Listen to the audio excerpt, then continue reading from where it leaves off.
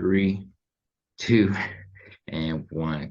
Good afternoon, ladies and gentlemen. Good morning, good evening, wherever and whenever you're listening to this episode of the Voices of Value podcast. Thank you for coming back. And look, I tell y'all every single Friday. And if you listen to the first episode with our guy that's on the screen right now, if you know, you know. If you don't know, you about to know. But I say every single Friday I'm coming back with a fire guest, and I've yet to lie. Here we are 1 year, almost 1 year later on the date, actually. So 1 year ago, I spoke to the guest that we're about to reintroduce.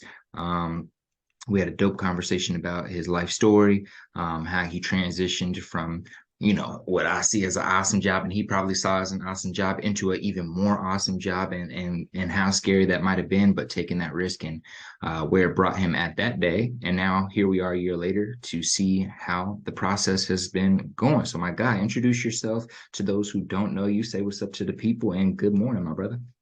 Awesome. I appreciate it, man. Hey, what's going on, everyone? I am Faraz Hemani. That is crazy. I didn't realize we're about 1 year from the date the first time I did this. And by the way, this is the first podcast I ever did. So it's always a special place in my heart to come do this one. And yeah, everyone, it's been awesome. It's been a wild ride for the last 1 year. The first time I talked here to Collis, I was just basically starting. I was a baby in the world of commercial real estate and being an entrepreneur and being out on my own. And 1 year in, I got a lot more gray hairs to show for it, a lot more war stories to tell. So I'm excited to share what I have to say. I love that, man. We appreciate you. And again, like I kind of mentioned before we started, we're just going to do a quick touch on your early life. So tell the people where you're coming from, share a little bit about your heritage and maybe some of your hobbies or interests outside of real estate and entrepreneurship.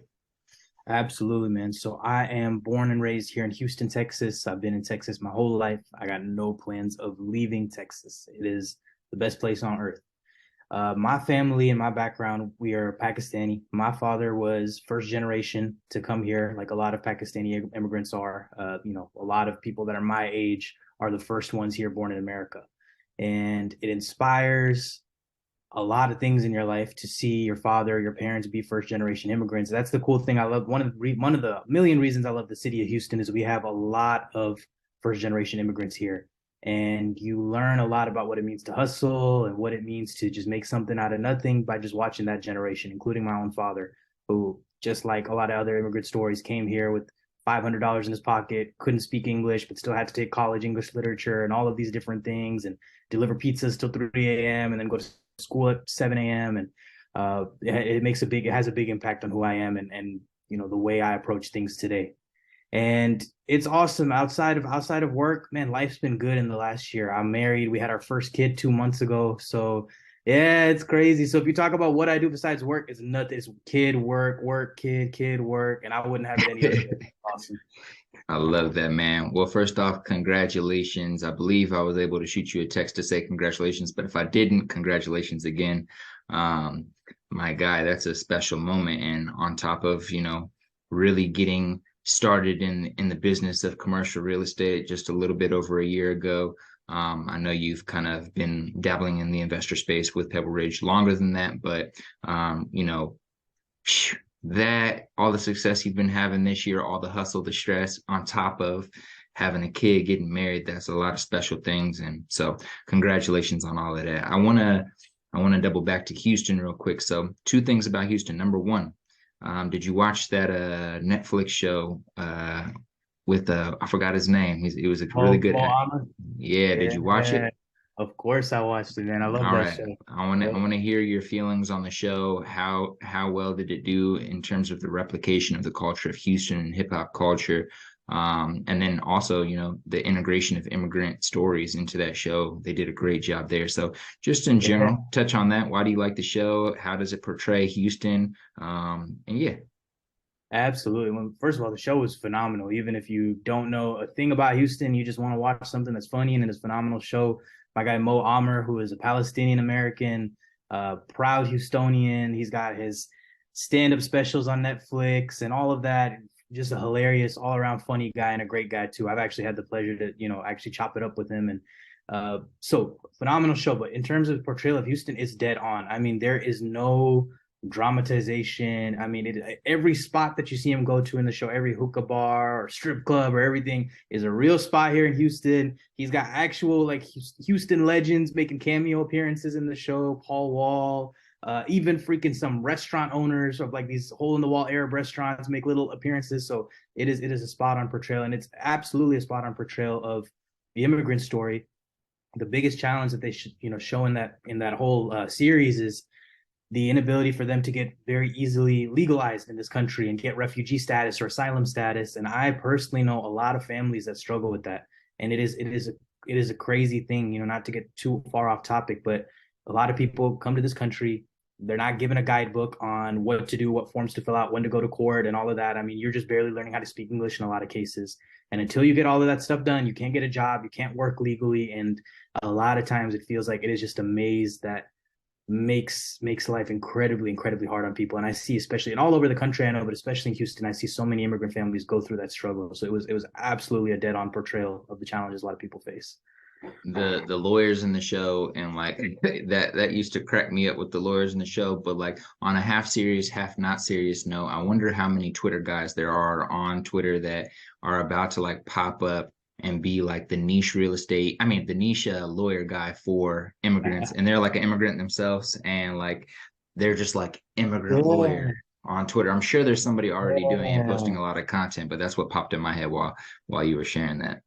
No, that's a great idea. I have a buddy that's a lawyer, and we talk a lot about like how he can be, have his social media presence going. And to long story short, the main issue we run into is like a lot of lawyer things are kind of boring. Like it's not entertaining to hear a TikTok on LLCs or three tax regulations around XYZ.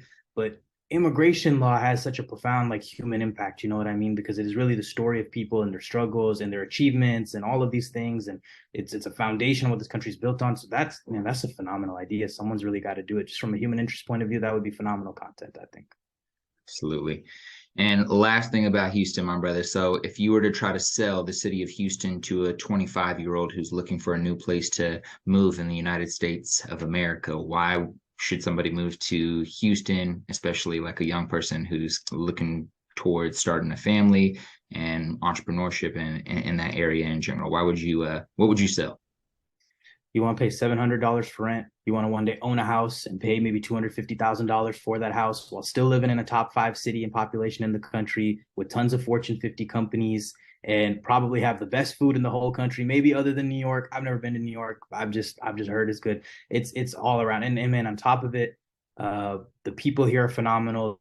There's real true Southern hospitality here. Nobody is in anybody's face. There is no lot of anger or meanness among people here, and people just tend to get along. But I mean, just from a cost of living, and you're still in a big city, and you have all the opportunities somebody has in a big city, but you can still achieve a lot of those American dream, home ownership, and all of those things. There's no city that you can do that in that's a top 10 city other than Houston, in my opinion. And I'm sure this is annoying to hear, but what would someone have to do to be able to avoid the hurricanes and their apartment flooding? Like, what part of the city should they live in, or what area of town should they like go to do their best to avoid that? Oh, that's a good question, man. Honestly, I don't know if anywhere is safe anymore, but man, yeah, it's tough. Hurricanes every few years you have a real bad one. But I don't know. Let me ask you this, because I first of all, I get super defensive about Houston. My wife is not from Houston, so she'll always be like, "Why you want to live in this like freaking rat trap, hurricane city, and all of that?" And um, I think every city's got to have some weather issue, right? Whether it's tornadoes or blizzards or earthquakes or I don't know. You know what I mean? Everyone's got their things, so I feel you. I think it's like a 50-50 thing, like, and it all might depend on how the media portrays or somebody's association with that city in terms of maybe never being there, never living there, and only seeing it on TV. So, like, when I hear Houston, I hear two things come to mind. Number one, hip hop culture for sure. That's the first thing that comes in. But number two is hurricanes. So, like, that's all I think of when I think of Houston. When I think of California, yeah, I think of earthquakes, but how often is there a earthquake as like massive and terrible as the one that just happened in Turkey? Rest in peace to everyone over there. But Like, it's not that often that something that chaotic happens. Like, maybe the last one was San Francisco, like in the 80s or something. Or like in Missouri, I live in Kansas City. We're in the middle of Tornado Alley. Do we get a shit ton of tornado warnings? Yeah, but how many actually touch down and kill lots of people? Not that many, like over the years, you know? So it's like, I don't know, it's conflicting, but that's neither here nor there. Just a fun topic to touch on really quick. So let's transition, man. February 25th, 2022, I interviewed you for the Voices of Value podcast. We talked about Pebble Ridge Capital. Why don't you reintroduce Pebble Ridge Capital to the audience for those who forgot or those who need an introduction? What do you guys do? Who do you service? And yeah, let's start there. Absolutely, man. So I'll give a 2-second background about how I got into Pebble Ridge to explain what Pebble Ridge is and why I feel it's such a valuable platform today. When I was 22, I was lucky enough to have a manager at my tech sales job that introduced me to real estate investing. I got some bonuses and sales commissions for I'll go buy your rental property. I never knew that was something that could be achievable in my life, but he helped guide me through it. One thing led to another. I bought another one. I went to family friends. I said, you guys want to buy property in Austin, Texas? That's where I was living at the time. And, we ended up buying a good amount of residential property. Fast forward a couple of years, the market does really, really well. House prices go up, especially in Austin, Texas. They go through the roof. So we start selling some properties. And myself and the people that have invested with me are now sitting on, a decent amount of cash. And so what do we do next with that money? We don't want to put it back into houses because everybody is doing that. House prices are through the roof at that time in Austin, Texas. A house hits the market, it gets 15 offers, 14 of them are investors from California, and maybe one of them is a local Austin resident. So it was too hot. We didn't want to just make a bet or a guess that, yeah, these prices will keep going up. So our question and what Pebble Ridge came to solve was, where can we find real estate investments where we, the operators, the owners, have a lot of control over the value of the property? And it's not just dependent on what is the market. Hey, if the market goes up, then we win. If the market goes down, then we lose. We didn't like those odds. Where can we stack the deck in our favor and create these investments where, it's like whatever we put in is what we get, and they have very, very low risk. So we did that. We studied the market. We found a few asset types. And really in the last year, Pebble Ridge has become a platform where we partner with investors, bring them in, and we invest in commercial real estate all over the country, specifically self-storage facilities. I can go a whole 30 minutes, which I'm not going to do to you, about why self-storage facilities, but to give you a short answer, it's one of those really, really amazing asset classes where all of the value, it's like a small business, right? Like, you don't really think of renting a house as a small business. At home, you wouldn't really think of it as a small business, right? But a storage facility in many ways is a small business. That's where our customers look at us as. We have to do marketing, we have to do pricing changes, and we have to do collections, and we have to have customer service 7 days a week. All sorts of different things that we have going on, processes around maintenance. And if you can run that small business really, really, really well, whether the market is up or the market is down, if you're a phenomenal operator, you can find a way to make a lot of good money in that space. And that is why we set on that asset class.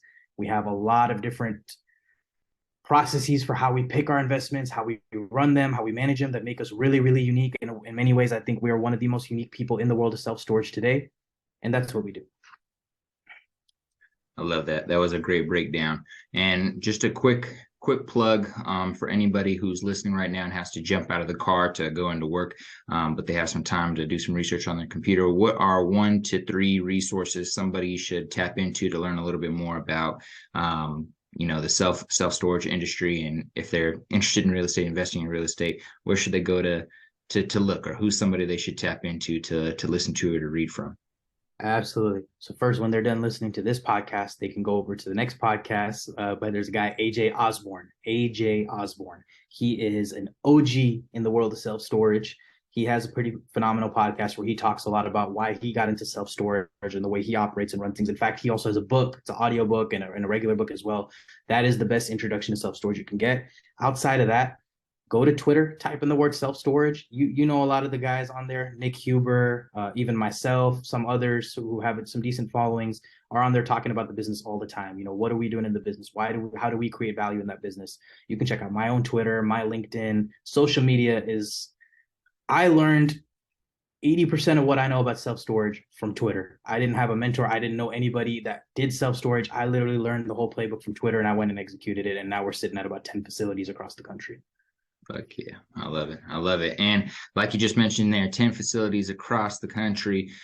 there's been some significant milestones inside of Pebble Ridge this year. So, would you mind sharing some of the significant milestones from the past year that you've achieved since our last interview, and how some of these milestones have either positively impacted your business, or I don't want to say negatively, but maybe added some more stress hairs to your face or something?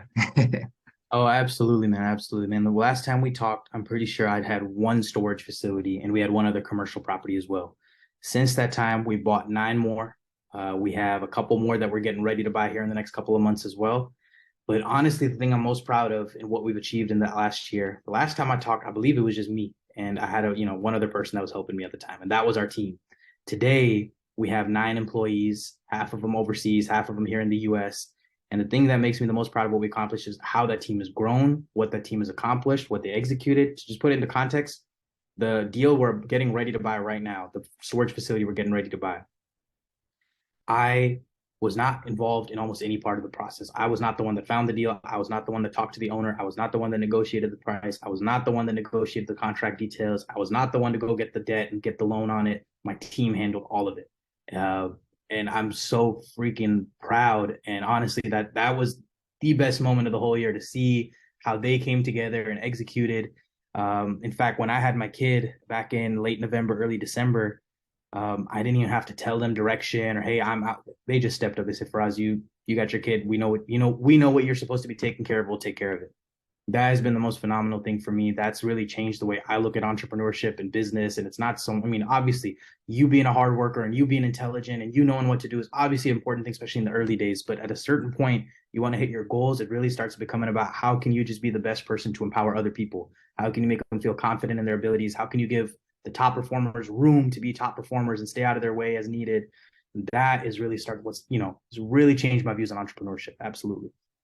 In that same light, what do you think are some key principles that you've learned about leadership in this process, or maybe some, just anything you've learned or have been forced to learn to be able to become a good leader and build a team that can go out there and do that can go out there and execute without you having to be on their back every single day? And how important has that been, since having a kid and just getting deeper into the business, acquiring more properties, having more responsibilities, let's just say? Yeah. How important has leadership and building a tight crew around you been? Oh, it's everything. It's everything. I mean, as smart as I think I am in my head, or as hard of a worker I think I am in my head, I couldn't be where I'm at today if it wasn't for the team. No, 100%.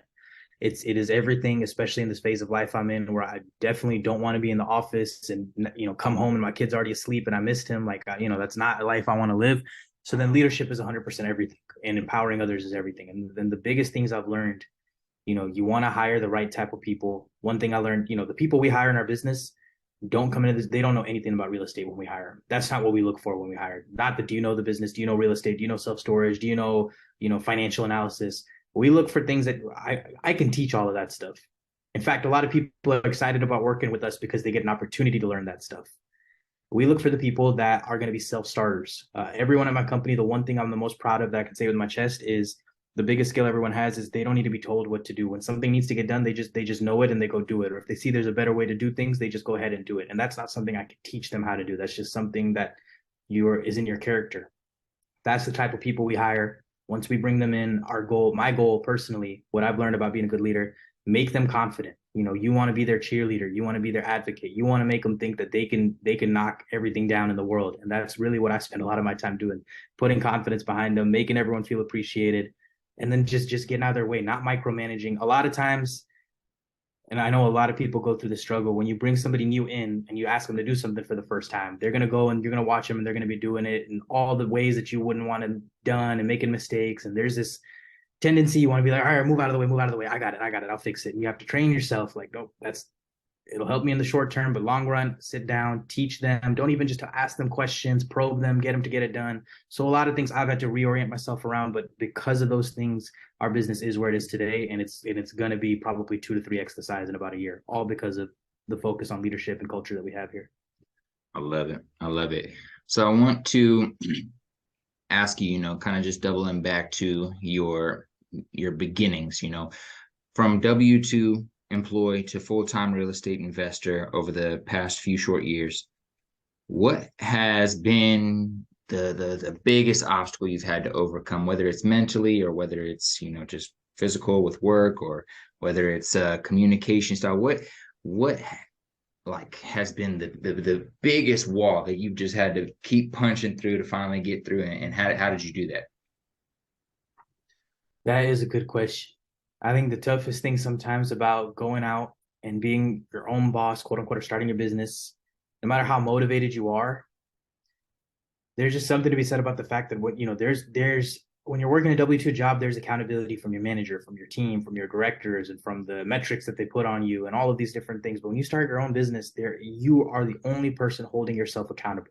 And I don't have to tell you this, you already know it. Motivation is something that you have one day, and maybe one day you wake up and you don't have it. You know what I mean? And it comes and it goes, and it's not usually something that is just there at the same level 24/7, 365. And how, when that motivation is not there, do you still hold yourself accountable?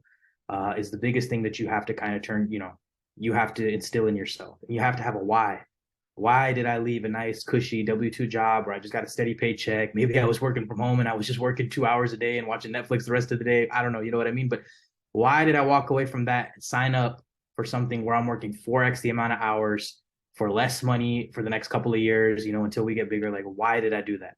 And if you don't have a sense of why, a sense of purpose, a vision, a plan that you firmly believe in, or goals for yourself in the future, you're going to have a hard time keeping yourself motivated. And I know tons of people, and I'm sure you do too, that have these ideas. I'm going to start something on the side. I'm going to start a business. And how many of them fizzle out, before they even really make significant progress? And a lot of that just goes back to self-accountability, something that you have to try to retrain your mind once you get into this world. Absolutely. And you've kind of flipped the script of that situation from being the employee to now being the employer, and trying to, just like Google or just like Oracle probably wanted to do, is keep as many good people on staff for as long as possible.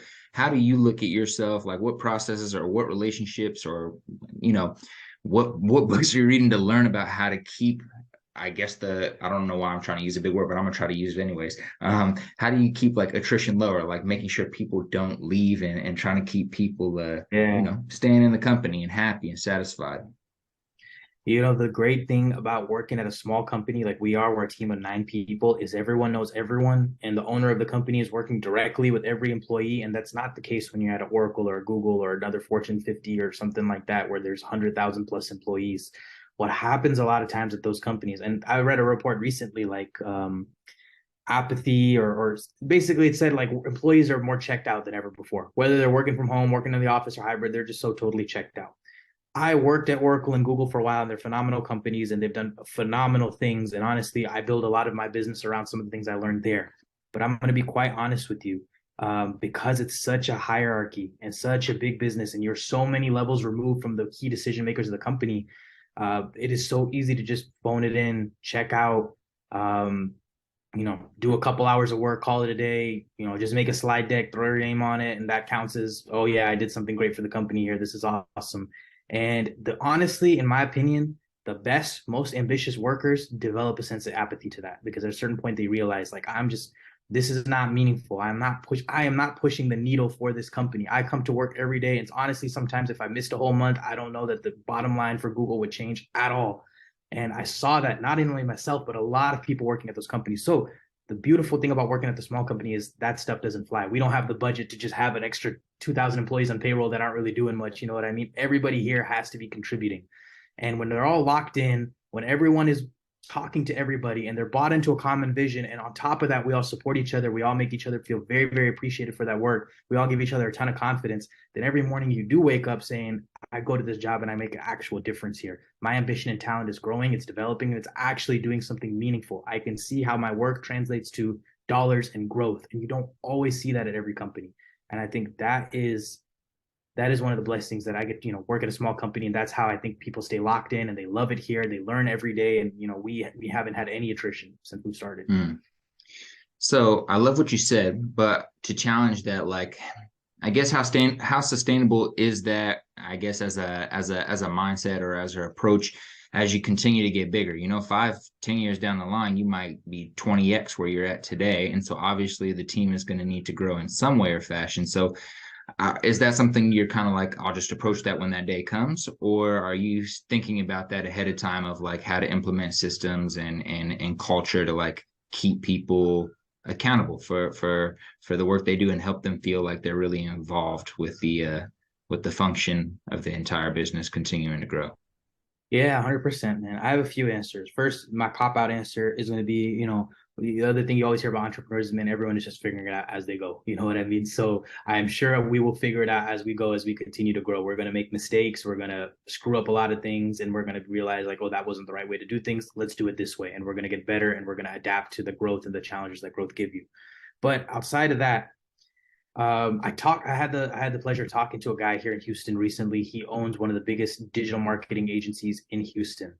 And he told me, as we grow, the natural thing is, like, he's like at a point where I can't talk to every single employee every single day. I don't know what a lot of them are doing on the day to day. So the natural thing, and a lot of businesses are moving this way, is we want to become more performance and metric based. I want to be able to track hours and what did this employee work on, and their marketing agencies, like how many SEO, search engine optimization hours did this person put in, how many billable hours on PPC did they have, and that's how I can measure productivity. And he's like, the issue, you think that works and you think that's a way to keep everyone accountable, but then what he noticed, he's like, I see people getting away from the heart of the business now, where they are just working to appease the metrics more than they're actually appeasing, or working to create a solid client experience. Like, to give you a perfect example, he's like, in the past, before we had all these metrics, a client needed some extra work on some search engine optimization stuff. Maybe they had a 10-hour a month budget, but they were kind of at the end of their budget. We'd just be like, you know what, we'll just do the work now. We'll take it out of a future month, no big deal, because that's the proper client experience.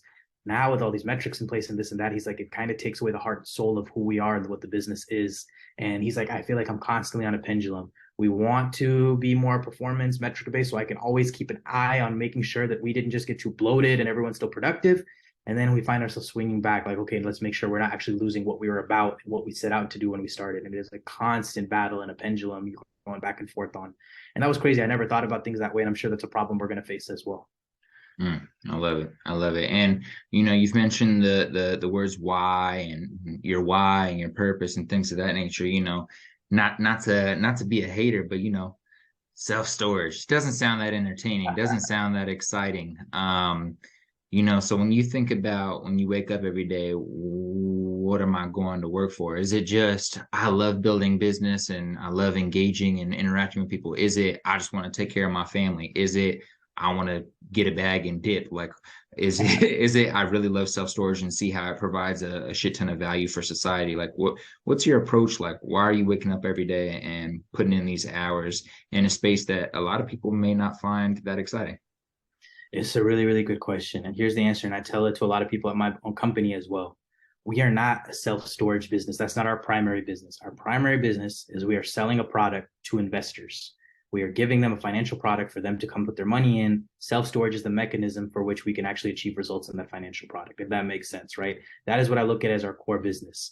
And then when you talk about that, if you look at it from that lens, then my day-to-day, my core business is meeting new investors, helping them, achieve their financial goals, providing even some level of financial education about investing in alternative assets and investing in real estate, growing side by side with them. When I win and our project wins, we see they win. When they win in the form of direct deposit to their bank account, that becomes a very exciting atmosphere. And the people and the relationships that you build along the way, as people start to notice the work you're doing, you get, people that are legends in their industry or legends or have done, a lot in their own field of work and achieve great levels of success and have so much money that they got to go put somewhere. And these are the people that we get to talk and meet with every single day.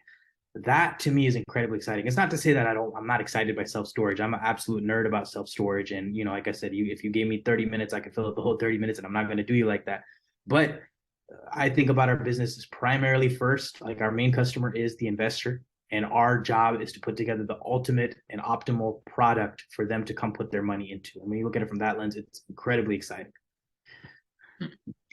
I'm sure there is a decent amount of people with some extra capital to be able to invest with Pebble Ridge Capital. But how do you decide whether somebody, or do you decide whether somebody's a good investor to like bring on, or Yeah. is this person, nah, we don't want to do work. We don't want to do work with this person, or we don't want to manage this person's money. Like, how do you go about Yeah. the process of interviewing investors, if that makes sense, or if that's even something that's done. I assume it is something that's done. That is why I asked. Oh, absolutely it is. Well, first I'll give you their SEC does have certain requirements over who is allowed to invest, but it's based on a person's net worth or their income, et cetera. And those rules are designed to protect individuals and make sure only the people that can the SEC is deemed as having the financial acumen to invest are allowed to invest. And that's a whole separate topic. But so there's some of that stuff in place. But then okay, how do I decide who I like to work with and who I don't like to work with? Because there's absolutely good investors and there are absolutely bad investors. Good investors,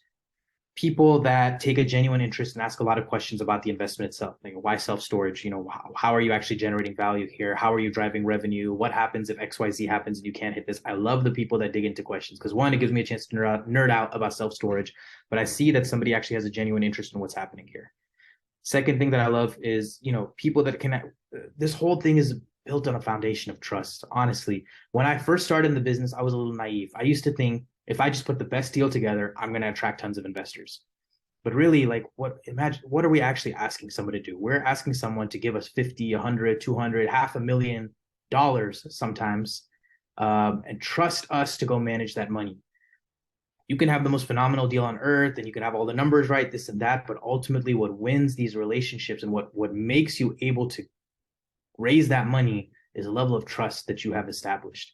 And so that is what the foundation is on. Someone that you feel like is going to have a level of trust in you and you have a level of trust in them, you're going to have a phenomenal. How do you establish that? How do you establish that? Maybe break down what that looks like when you're trying to build trust, or really what that means to me is just build a genuine relationship. So when you're building a genuine relationship with the investor and they're trying to build a genuine relationship with you, what does that look like? Is that like a coffee meeting a week, or is that like what, you know what I'm saying? That's just a stupid thing to throw out there, but what does that look like? No, it's a phenomenal question, honestly. And I think anyone that wants to get into the space where they have to raise money from investors, whether it's for their startup or this or that, this is a very, very important point because it's not just your best idea that wins. Why do I post so much on social media? It's because that gives me an opportunity to start talking to this investor before me and him even have or her have a relationship, and they can start to understand what I'm about. Why do I think about things a certain way? How does he approach his thinking about finance and money and wealth management and self-storage? And it establishes a baseline level of credibility to begin with. They already know a little bit about how I think and who I am and what I am willing to put out to the world and say and be accountable for. And that means a lot. So then the next thing that'll happen is there's going to be, we'll meet. And I'll tell you this, typically, if I'm meeting somebody that, for example, came from social media, here's actually an interesting stat to speak about trust. If I'm meeting somebody cold for the first time, they see my social media post and they just message. We don't have any mutual friends or mutual connections, just a cold message. After that first call, the chances that they're going to say, yep, sign me up, I'm giving you money, it's like less than 5%. It's very, very low. What happens then, we add them to an email list. They see our deals come out over time. They see some of our wins. They see our losses. The key thing is we are being as transparent as possible. We're not just saying, oh, here's how amazing we are. We're telling them, here's what we did well. Here's what we didn't do well. And they see those emails over time. And I think the combination of those things, hey, Faraz is out there putting everything out online, staying in front of the public, and he stands by what he's saying, and I can see how he thinks, and I can see what actually happens in his business, and he's not hiding anything, starts to establish a level of trust. To give you that counter stat, if I had no mutual relationship with the person, my chance of getting money on the first call less than 5%. If somebody makes an introduction for me, hey, I invest with Faraz, I think you should invest with him too, my win rate on raising money from those people is probably north of 80%. The only difference between those two scenarios is there was a layer of trust that somebody advocated on my behalf. Hey, I invest with Faraz. You should too. Okay, there's implicit trust there. That is what wins and helps you raise capital and all the things of this business. How often do you intentionally reach out to your, current investors and or people that you just know you have a good relationship with to ask for a introduction or for a referral? I do it often. I mean, there's a few folks who are my investors who have been with me since I was 22 and I was buying houses. And, those people are like family to me at this point. And so there's no formality. I'll ask them for introductions and they'll make introductions for me and all of that stuff. But what I enjoy more is letting sometimes the work speak for itself. What makes me the most happy is somebody on their own volition went and told their friends, like, you should really invest with Faraz, you should invest with Pebble Ridge, and they come and make that introduction. And that happens more and more as you build momentum in the business and you're posting wins and you're actually putting money in these investors' bank accounts. That happens more, and that, honestly, that's the most rewarding thing in my opinion. Is I didn't have to ask; they just went to go ahead and told all their friends that, hey, you should do it, and I like that because it tells me we're in the right direction and we're doing the right thing for the investor here. Hell yeah, hell yeah. And so you mentioned you started at or around 22 years old, and to be honest, you're still a young guy today, but you're killing it off. I mean, you're doing amazing. What do you see? It sounds really sexy to raise capital, millions of dollars, especially on Twitter. People make everything. Yeah. I read a Nick Huber thread and I'm like, this is real, but it also sounds cool as fuck. I'm like, oh, raise $150 million. Oh, as a young guy, I'm like, oh, I like that number. You know what I'm saying? So I'm Yeah. sure there's plenty of people out there who see the numbers and the money signs and these interesting breakdowns on Twitter and social media. But like I guess my question is, what do you see young people do wrong, like when they're trying to dive into this space, or what do you think like attracts the wrong type of people to the space of raising capital and then reinvesting that in a dope product or asset for people? Like I, I feel like I'm struggling to ask this question, but I hope you're catching it. If there's like a Yeah. 20-year-old out there and he sees your tweet and said, oh, we invested this much capital, and they're like, ooh, that sounds sexy, and now they want to go out there and do that, like what do you see people doing wrong, young Yeah. people? No, absolutely. So, I mean, look, someone like Dick Huber or someone that's older and has been doing this for a while, they know that they have the ability to raise capital. They're confident and secure in that. So you do not see a lot of desperation coming from them. Versus somebody that's never done it is like, oh my God, I'm 20 years, and I had this big time. I just posted about this recently. I'm 20 years old. I'm about to go have my hands out to millionaires, asking them to give a 20-year-old significant amount of money to go manage for them. Like, am I gonna look like a fool? And also, like, what if I can't get it done? I don't know that I have it in me, and there's a lot of insecurity, and it comes out. And I'm using the word desperate, and I don't mean it to sound so harsh, but what it looks like is the people that are on social media that do a phenomenal job of raising capital, like the Nick Hubers of the world, you'll never know. They never say, hey, come invest in our deal, or hey, we have a phenomenal opportunity. They just come and talk about their book. They just talk about, here's my thoughts about business. Nick Huber actually does a great job of this. He's like, here's what we did wrong. Here's the biggest challenges in our business today. Here's what scares me about my investments today. He is so vulnerable and open about it. The people that are newer, and I was definitely guilty of this, come on, and they're like, we just got this phenomenal deal and we're definitely going to make $1 million on it. And you should go ahead and get in and this and that. And there's no, like I said, it's so trust based, right? If you're going on social media and you are just being an you're just a clear advertisement, and that's all you are. There is no level of trust established, right? Because we've been trained, as humans, we ignore people that are just blatantly self-promoting and advertising. We take it with a grain of salt and we move on. But something that's genuine and authentic that stands out is what actually builds trust. And trust is the foundation of being able to go raise money. So if you are out there trying to raise capital for the first time, it's hard to train yourself. Do not blatantly go out there raising capital. Talk about why you think you have something of value. Talk about who you are, what struggles you face, what things concern you. I mean, you're 20 years old. You're not going to fool anyone to think you are some savant that's been doing this for 20. I mean, own it, right? Own the fact that you are young, you are new, you don't have it all figured out. Talk that kind of book, and that genuineness and openness is what is going to build your relationships, not being a blatant advertisement because you're so freaked out about how the hell I'm going to raise money, if that makes sense. It does. It does. That's awesome. Thank you for sharing that. So I want to ask, what are some hard skills you think somebody should go out there and develop if they're interested in getting into the same space you're in? Maybe not necessarily specifically self-storage, but just in general, raising capital on behalf of investing for investors and managing their money, right? So if Yeah. somebody's interested in getting in the private equity space or, raising funds in general for other people, and investing it, what hard skills do they need to learn that they can go out there and learn on YouTube or Twitter or these easier access areas? Yeah, absolutely. I mean, man, anything you need to know is out there on Google and YouTube these days. Like I said, I learned my whole business from Twitter.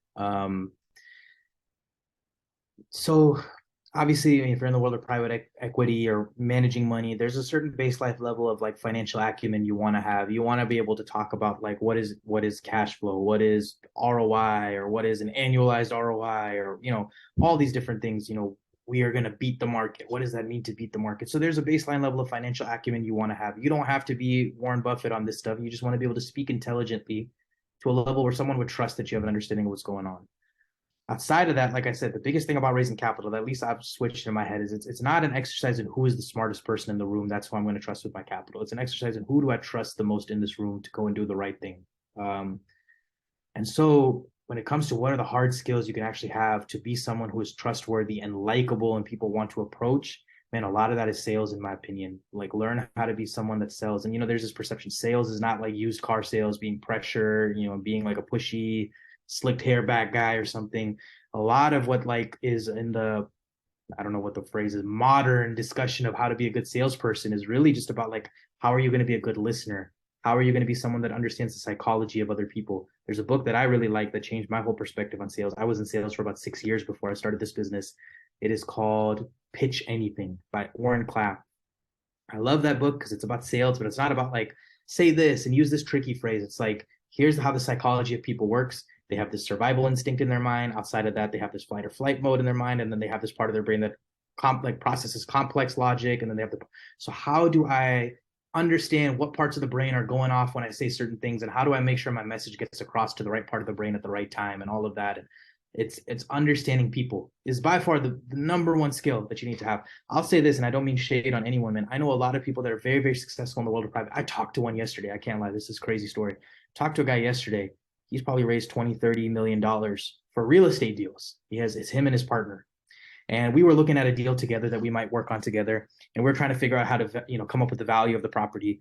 And I'm like, oh, you just use this cap rate. Cap rate's a real estate term. It's like how you determine, it's like a multiple, like, hey, the property produces this much money. We take a certain multiple of that. That's the value. So I'm like, yeah, apply this cap rate. He's like, what's a cap rate? How do I calculate it? And I was like, that's crazy, man. That's unbelievable. I mean, I didn't say it like that. And again, no shade because this guy's really smart. The point I'm trying to make is his success doesn't come from being the smartest guy in the room or his ability to put together the most world-class. His success is because people like him, people trust him, they have faith that he's going to do the right thing with their money, and he has delivered on that promise time and time again. And that's what wins. And so, yes, go educate yourself on finance and real estate or startups or software. But man, the most transferable skill you can have in this day and age is how to get people to trust you, to like you, to build genuine relationships. And, if you were trying to come up with a keyword to put in YouTube, look up sales, look up psychology. Those are the biggest things. What's one belief you have in your industry or in your field, or let's say that most of your Twitter followers would get on your head about? So if you posted this tweet and it was a belief you have about your industry or about your space, a lot of people might respond in a disagreeing energy. Yeah, it's a great question. Okay, I'll say this one that I know people wouldn't necessarily all like or understand right away. And I'm stealing this. I stole this from somebody else, but it's somewhat of a controversial thing. So the guy said, and this guy has been involved in real estate for probably 15, 20 years. He comes from a family that was involved in real estate. And they do a similar thing to I do. They raise money from investors and go put it into large apartment complexes and all that kind of stuff.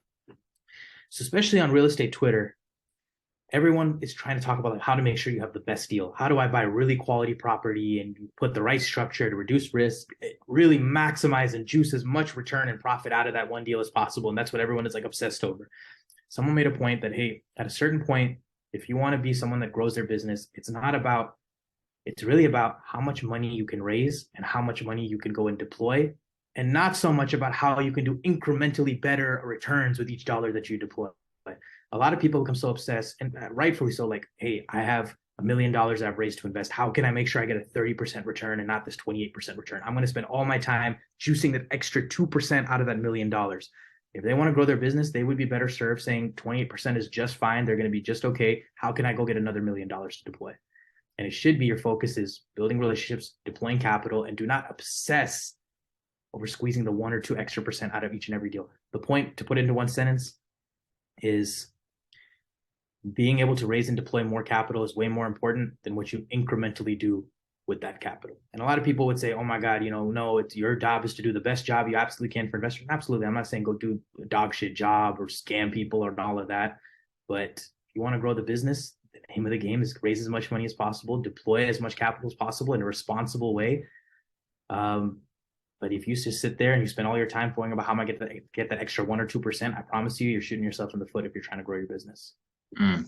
And I love that you said in a responsible way, because what I heard at the beginning, like when you were starting to share that, was just like, all right, how, whoever can get access to a lot of capital as quick as possible, and then is willing to take risk, like higher risk than others.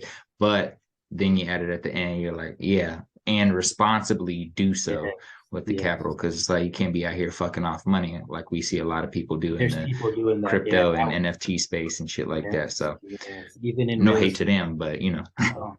Now, even in real estate, there are people who's built their business wrongfully so around, we just want to get as much money out the door as possible. I could care less what it goes into. And Mm, we will, even if it's going into some dog shit that's super risky, we'll spin it to make it look decent. And they run their mm, business like that. And that's absolutely not okay, in my opinion. You're still being responsible. You're still delivering on what you said you're going to do to the investor. The point I'm trying to make is don't make try to make every single thing does not have to be hit out of the park. You can hit plenty of doubles, triples for your investors, and they'll be just as happy and spend the rest of the time worrying about how to grow the investor base. You obsess trying to make every single swing a home run. Athletes don't do that. Baseball players don't swing for a home run on every single deal, right? They're going to have a pretty bad batting average. They're not going to be the best player they can doing that, right? So pick and choose where you want to spend your time, but it still has to be responsible. You can't just throw money into whatever. And there are people doing that, and it's really, really unfortunate. It gives our industry a really bad name. mm. I have a few final questions for you about the business. So, number one, in your guys' space, you're not getting like cash back like a month later. You know what I'm saying? It's very much a patient process for both for the investors and for you. And I assume for you guys, you probably put in a little bit of capital as well to show, you know, some skin in the game. So how do you remain patient, or how do you like remain excited every day from a monetary point of view, like when you know that this money may not come back to you for like, you know, probably 7 to 10? Yeah, no, it's a good question. I was joking about that with someone the other day. I'm like, every now and then I have to open the calculator on my iPhone and just like, in 3 years, when if we sell a property at this much, how much am I going to make? And I have to look at the number and get excited again and getting, all right, I'm good, I'm good. Because you're right, it absolutely requires a lot of patience. It is not a get rich quick game. I think most great things in life are not get rich quick and not get rich easy. Without the time, patience, and energy put in, it's just not as rewarding. So in the meantime, you have to have both. You have to have a genuine enjoyment of what you do. You can't hate this business and do it just for the money. You know what I mean? Like I have a lot of doctor friends that say the same thing because you got to go to med school and then residency. It's like, dude, if you do this just for the money and you hate being medicine, like you're not gonna last. You're gonna burn out and quit. You have to have some level of genuine enjoyment and passion for this field of medicine and helping human health and all of that. And I believe it's the same thing here. If you do it just purely for money, and you don't actually enjoy this stuff, you're going to hate it. So the enjoyment helps a lot because I honestly love what I do. I don't feel like I've worked in a year. Like it doesn't feel like work to me. If not that, you got to love the people you work with. You feed off of their energy. Sometimes just there's a social bond that gets you motivated. Like I want to come to work because I want my team to see that, and I want to put in this work because I want them to see I have their back and they have my back, and that's what keeps you going more than anything. Like the human social relationship aspect of it. And then of course, you still want to build your business so that you can or set yourself up so that you're not hurting for money, man. If you have nothing and you leave and you start a real estate business, I'd encourage you to not do that because you're going to be hurting for money. You're going to be stressed, rightfully so.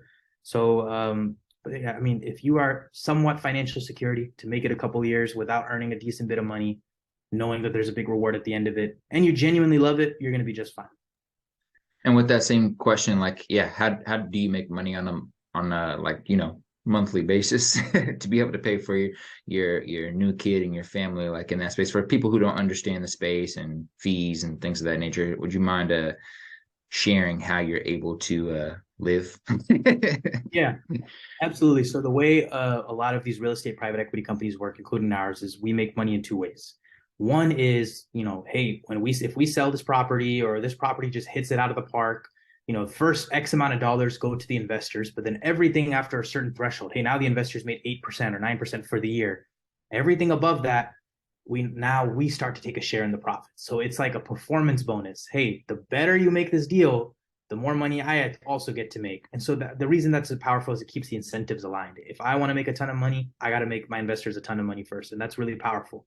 But a lot of times, like you said, that comes towards the end of the deal. That comes when we're getting ready to sell and we're going to have a boatload of cash and a big windfall coming from the sale. So we don't touch a lot of that.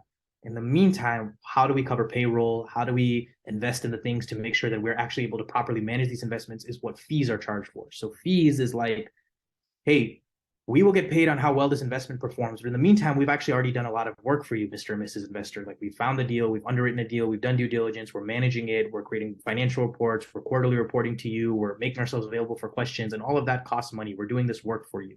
And we're going to charge a fee for that work that we've done, because as a result of that work, we've given you the opportunity to totally passively, hands-off invest in phenomenal real estate opportunity. And that is something that you should be willing to. There's a slight premium on getting able to sit back and do nothing and collect checks from phenomenal real estate deals. And we collect a fee for that service.